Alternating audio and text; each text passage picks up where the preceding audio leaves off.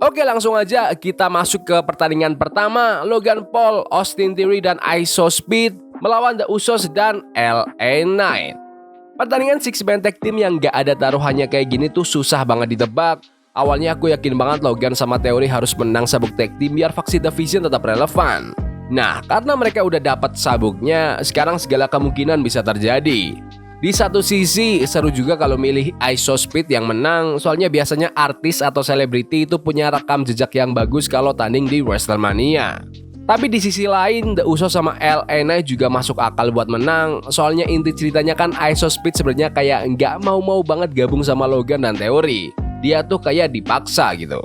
Feelingku sih, skenario yang paling mungkin itu ISO Speed bakal hianatin Theory sama Logan, terus bantuin tim babyface buat menang. Tapi kalau kalian kasih teori lain pun aku bakal percaya aja. Misalnya kalian bilang ISO Speed bakal menetap di WWE terus musuhan sama Logan Paul, itu juga masuk akal. Kalian bisa bilang Braun Breaker bakal balik buat bantuin teman satu faksinya menang, bisa jadi. Atau kalian bisa bilang Danhausen bakal ikut campur dan ngehapus kutukannya ke ISO Speed buat bantuin tim LA Knight menang. Gak ada yang mustahil di sini. Jadi prediksiku yang akan menang adalah The Usos dan LA Knight. Masuk ke pertandingan yang kedua, Jake Fatu melawan Drew McIntyre. Unsanctioned match. Aneh banget yang lihat perjalanan Drew McIntyre belakangan ini. Dia itu satu-satunya orang selain Cody Rhodes, John Cena sama Roman Reigns dalam 4 tahun terakhir yang pernah megang sabuk WWE Championship. Perseteruan dia sama CM Punk juga mungkin jadi view terbaik selain The Bloodline yang pernah WWE kasih ke kita dalam 5 tahun terakhir. Dia selalu ada di tiap cerita penting, tapi tetap aja rasanya dia pantas dapat yang lebih dari ini. Menurutku dia itu karakter paling hot selama hampir setahun dan banyak fans yang masih kesel karena dia nggak masuk ke WrestleMania kali ini sebagai sang juara. Tapi ya gitu, kayaknya dia bakal kalah di sini. Rumornya sih dia mau absen dulu dari TV buat syuting film Highlander yang baru. Tapi even kalau dia nggak syuting pun, aku susah buat jagoin dia gara-gara dia jahat banget sama Jake Fatu di cerita ini. Dia berkali-kali ngungkit masa lalu Fatu yang pernah berurusan sama hukum dengan nada yang ngerendahin banget. Mungkin kalau zamannya Vince McMahon ini nggak masalah, tapi aku rasa di era Triple H, mereka pengen bikin cerita yang lebih positif. Kayak pesan kalau semua orang bisa berubah dari masa lalunya. Plus, WWE butuh bikin Jake Fatu jadi panas lagi. Bukannya dia udah nggak laku ya, tapi dia punya potensi yang jauh lebih gede. Aku yakin para fans bakal dukung Jake Fatu kalau WWE benar-benar dorong dia ke papan atas. Mungkin ini saat yang pas buat mulai. Jadi prediksiku, Jake Fatu akan kalahkan Drew McIntyre. Masuk ke divisi cewek nih, The Irresistible Force, Nia Jax dan Lash Legend lawan Charlotte Flair dan Alexa Bliss, lawan Bayley dan Lyra Valkyria, lawan The Bella Twins, Nikki dan Brie Bella. Buat WWE Women's Tag Team Championships, aku ngerasa suatu saat nanti The Bella Twins bakal dapat giliran pegang sabuk, tapi buat kali ini kayaknya nggak dulu deh. Soalnya mereka jarang banget kan muncul di TV beberapa minggu terakhir. Nikki juga lagi pemulihan cedera yang sempat bikin status dia di WrestleMania jadi tanda tanya. Jadi rasanya ceritanya belum cukup kuat buat mereka dapat momen besar sekarang. Kalau aku jadi WWE, aku bakal simpen momen mereka buat nanti aja. Terus, aku juga gak terlalu menjagokan Bayley sama Lyra Valkyria kayak orang-orang di sosmed. Tapi Alexa sama Charlotte itu jauh lebih populer di mata fans umum. Cerita mereka harus diprioritasin. Kalau WWE mau tetap naruh mereka di divisi tag team, ya kasih aja sabuknya ke mereka. Kalau mau dibikin pecah kongsi, ya mending kasih sabuk dulu, bikin mereka sukses sebentar, baru deh bikin drama mereka bakal pisah apa enggak. Tapi ada kemungkinan juga WWE cuma pengen balikin Charlotte sama Alexa ke divisi single tanpa harus musuhan dulu. Kalau emang gitu rencananya sih, ya mending sabuknya tetap di Nia sama Lash aja. Mereka cocok banget jadi duo monster heel dan bakal seru kalau mereka dibikin jadi tim yang gak terkalahkan buat waktu yang lama. Tapi prediksiku tetap Charlotte Flair dan Alexa Bliss yang akan menang di pertandingan ini. Oke, kita lanjut ke Seth Rollins melawan Gunther. Wah, ini sih udah pasti bakal jadi pertandingan terbaik malam itu, match of the night. Seth sama Gunther itu mungkin dua pegulat dengan teknik terbaik yang WWE punya saat ini. Walaupun ceritanya kurang dalam, itu nggak bakal ngalangin mereka buat tampil gila-gilaan di ring. Aku ekspektasinya bakal ada perang selama 20 menit yang manfaatin perbedaan ukuran badan mereka, di mana keduanya bakal pamer kenapa mereka disebut yang terbaik di dunia. Rencana awalnya sih katanya Gunther bakal bikin Rey Mysterio pensiun terus set musuhan sama Bron Breakker. Tapi karena ada masalah cedera, akhirnya mereka dadakan diadu satu sama lain. Aku nggak yakin WWE mau bikin salah satu dari mereka kalah bersih, jadi tebakanku Gunther bakal menang tapi karena ada gangguan dari Bron Breakker. Dengan gitu, Rollins bisa lanjut musuhan sama pemimpin baru Division itu dan Gunther tetap kelihatan kayak monster yang gak terkalahkan. Jadi prediksiku, Gunther akan mengalahkan Seth freaking Rollins. Balik lagi ke divisi wanita, AJ Lee bakal melawan Becky Lynch untuk Women's Intercontinental Championship. Dulu WWE emang biasa aja kalau punya juara yang jarang muncul atau part-time. Contohnya ya Roman Reigns sama jadwalnya yang gak nentu itu. Atau sebelumnya ada Brock Lesnar. Tapi masalahnya AJ Lee meskipun dicintai banget sama fans, gak punya level pengaruh atau daya tarik jual tiket yang sama kayak Roman atau Brock Lesnar. Terus aku juga ngerasa sabuk Intercontinental itu beda sama sabuk juara dunia. Inti dari sabuk ini tuh harusnya dipertahanin sesering mungkin, baik di acara TV mingguan maupun acara besar. Juara yang jarang muncul nggak bakal bagus buat divisi ini, dan ngelihat gimana AJ Lee sejak balik lagi, nggak ada tanda-tanda dia bakal rajin muncul tiap minggu setelah WrestleMania beres. Makanya menurutku pemenangnya harus Becky Lynch.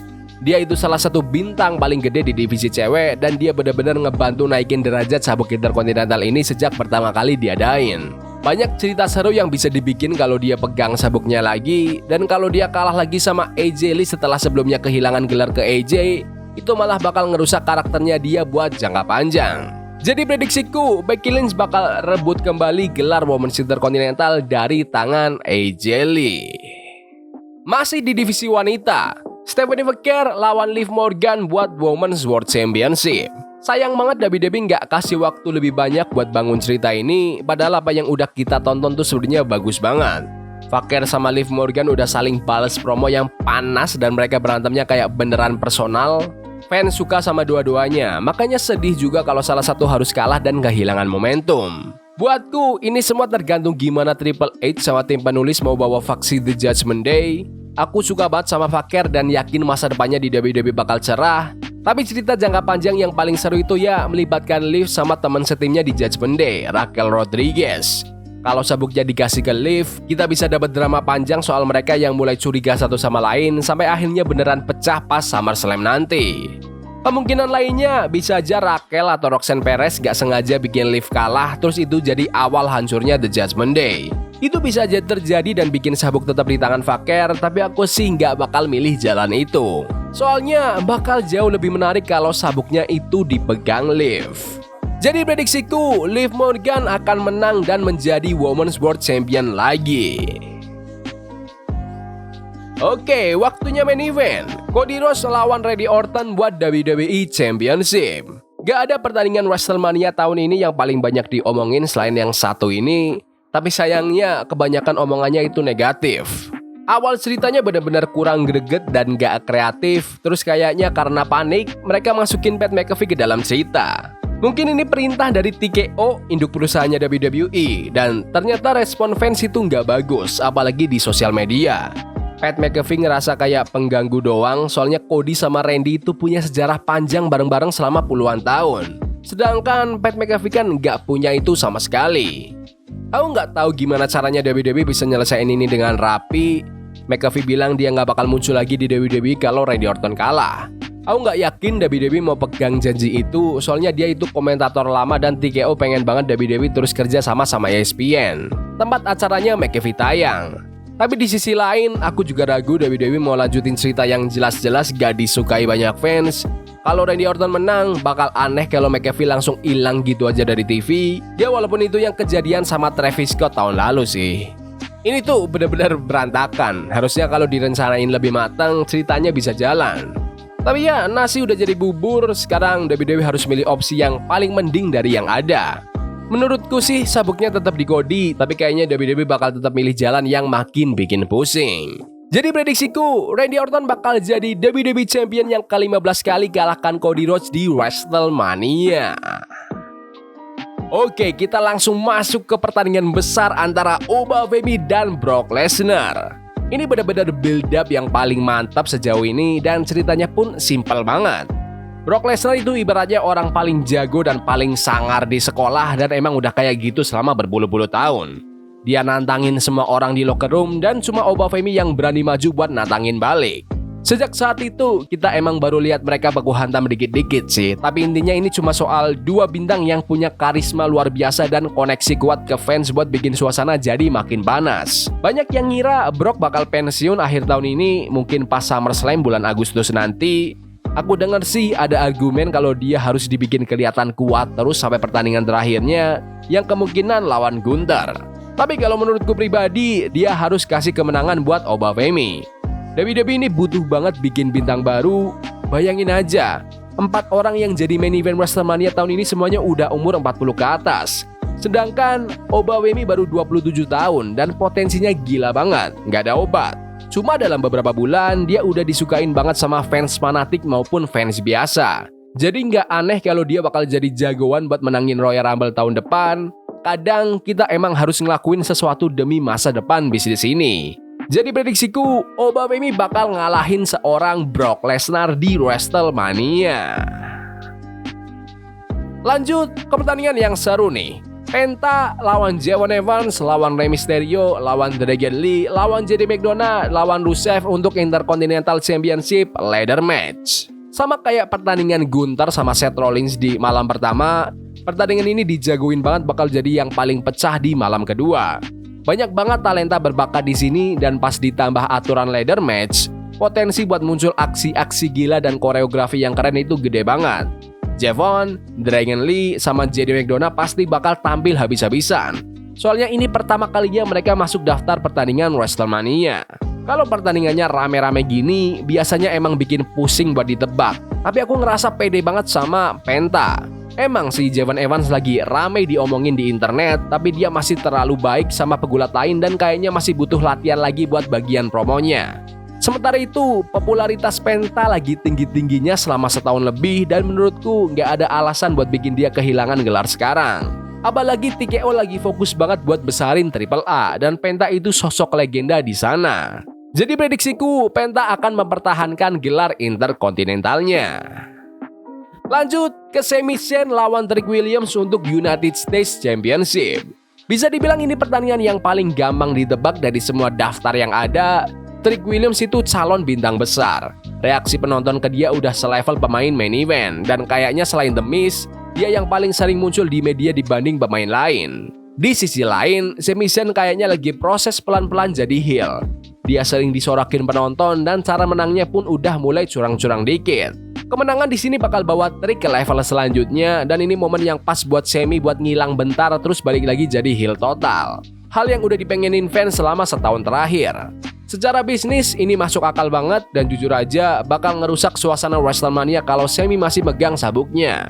Ini cara paling gampang buat kasih kemenangan yang emang dipengenin banget sama fans. Apalagi belakangan ini fans lagi pada kesel sama tim kreatif. Jadi prediksiku, Trick Williams akan jadi Intercontinental Champion di WrestleMania.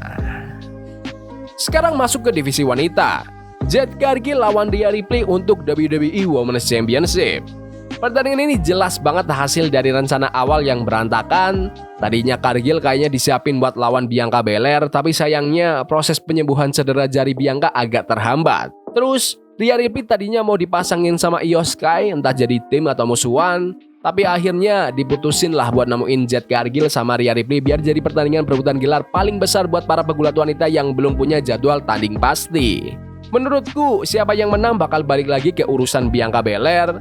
Kalau WWE yakin Bianca bakal balik dalam waktu dekat, kayaknya gelarnya bakal tetap di tangan Jade Cargill biar mereka bisa lanjutin persaingan yang udah ditunggu-tunggu itu dengan taruhan yang tinggi. Tapi kalau masa depan Bianca masih belum jelas, minimal dalam jangka pendek, kayaknya WWE bakal muter arah dan kasih gelarnya ke Rhea Ripley. Rhea itu masih bintang paling besar di bisnis ini sekarang dan meskipun Jade Cargill udah makin jago soal promo dan aksi di ring, kayaknya WWE nggak mau biarin bintang wanita terbesarnya lama-lama tanpa gelar. Jadi prediksiku, Rhea Ripley akan jadi WWE Women's Champion di WrestleMania. Ini yang paling ditunggu-tunggu nih, The Demon Finn Balor lawan Dominic Mysterio. Banyak orang yang sok tahu jadi bangkrut gara-gara jagoin Finn Balor menang selama beberapa tahun terakhir. Tiap kali fans udah siap dan ceritanya udah pas banget buat dia dapat momen besar, dia malah kalah lagi. Kelihatan banget kalau tim kreatif gak ngelihat potensi dia segede yang kita lihat. Tapi kali ini Finn harus menang lah, ya kan? Aku ngerasa kayak kaset rusak kalau terus-terusan dukung Finn, tapi kalau dia udah ditendang dari The Judgment Day, balik lagi jadi persona The Demon, terus tetap kalah pas jadi babyface lawan Dominic Mysterio yang sebelumnya aja udah dikutuk sama Danhausen. Kayaknya kita perlu ngobrol serius deh soal masa depan Finn Balor. Jadi ya, aku bakal jagoin Finn Balor sekali lagi. Agak deg-degan sih mengingat hasil pertandingan dia belakangan ini. Tapi pilihan paling bener ya emang dia harus menang. Apalagi dia pakai gimmick The Demon. Itu bakal kasih WWE banyak pilihan cerita. Dia bisa lanjut lawan Judgment Day dari luar, atau dia bisa jalan sendiri buat ngejar gelar menengah. Jalannya udah ada buat sesuatu yang seru. Lagi pula, kalaupun Dom kalah, itu nggak bakal ngerusak karir Dominic Mysterio buat jangka panjang kok. Jadi prediksiku, Finn Balor akan menang di WrestleMania. Waktunya main event. CM Punk lawan Roman Reigns untuk World Heavyweight Championship. WWE lagi agak loyo sekarang. Bahkan fans yang nggak komplain pun ngerasa nggak seantusias biasanya.